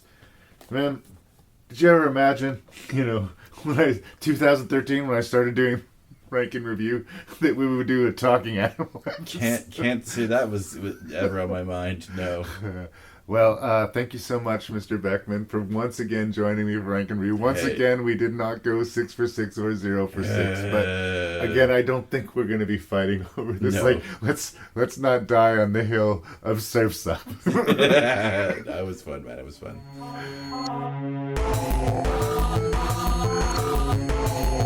Oh no, you guys, it's over. The podcast is over. What are you going to do? Well, here's a suggestion. If there's no more Rank and Review for you to listen to in your queue, maybe you want to check out the Terror Table podcast, or the Shelf Shedding Movie Show podcast, or Cobwebs, the Gothic Horror podcast, or Welcome to Collinwood. All of these podcasts are friends of Rank and Review, and they all deserve your ears. If you have feedback for Rank and Review, please send it to me at ranknreview@gmail.com. That's ranknreview@gmail.com. I'm your host and random Canadian Larry Parsons, so you can address me directly if you like. Check out the website at ranknreview.ca, and please tell that other movie friend in your life about the show. Rank and Review drops every other Wednesday.